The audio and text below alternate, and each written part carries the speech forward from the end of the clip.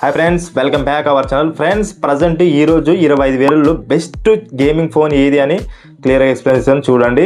And PUBG, BGMI, free fire, COD ఇలాంటి heavy games ఆడే వాళ్ళకి ఈ వీడియో మిస్ అయితే మీరే తప్ప మొబైల్ కొనే ఛాన్స్ ఉంది. కాబట్టి ఈ వీడియో చివరి వరకు చూడండి. ఇంకా లేట్ చేయకుండా వీడియోలోకి వెళ్ళిపోదాం.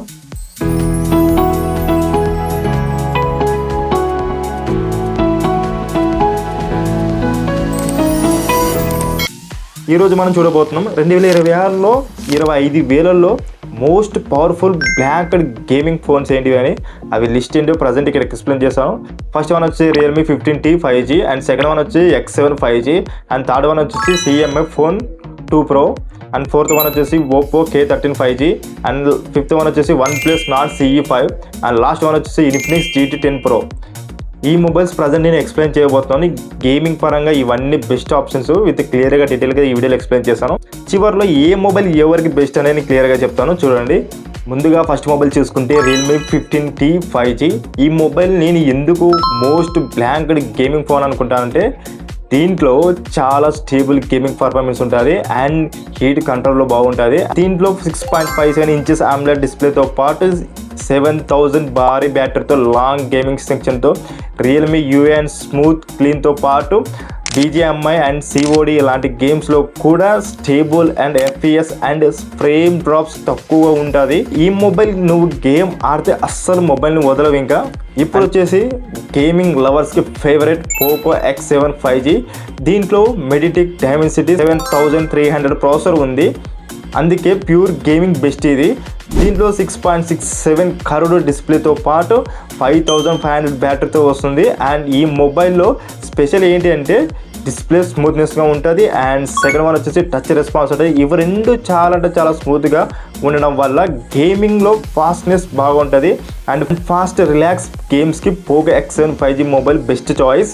కానీ దీంట్లో MUI ఆప్టిమైజేషన్ కొంచెం హెవీగా ఉండడం వల్ల గేమింగ్ అయితే okay, but daily clean UI కావాలంటే Realme better. And next phone వచ్చేసి CMF Phone 2 Pro. Design and performance combo ఇది సూపర్ అంటే చాలా సూపర్. అండ్ డిస్ప్లే చూసుకుంటే 6.77 ఇంచెస్ AMOLED డిస్ప్లేలో వస్తుంది. దీంతో పాటు Mediatek Dimensity 7300 ప్రాసెసర్లో ఉంది. కానీ దీంట్లో మైనస్ పాయింట్ ఏంటి అంటే కేవలం ఇది ఓన్లీ 5000 బ్యాటరీతో వస్తుంది, అదొక్కటి మైనస్ పాయింట్ దీంట్లో. And gaming plus office plus daily use వాళ్ళకి చాలా అంటే చాలా సూపర్ ఇది. అండ్ హెవీ గేమింగ్ ఆడుతూ మనం కాల్స్ కానీ వర్క్స్ కానీ కంటెంట్ మాత్రం చేసుకోవచ్చు. ఇలా అన్నీ ఒకటిసారి చేస్తే వచ్చేది 5000 బ్యాటరీ. ఇంకా చాలా అంటే చాలా స్పీడ్గా తొందర అయిపోతుంది బ్యాటరీ. సో అన్నీ ఒకటి మొబైల్లో కావాలంటే చిన్న PC best choice. Fourth one వచ్చేసి ఇప్పుడు మనం చూడబోయేది Oppo K13 5G మొబైల్.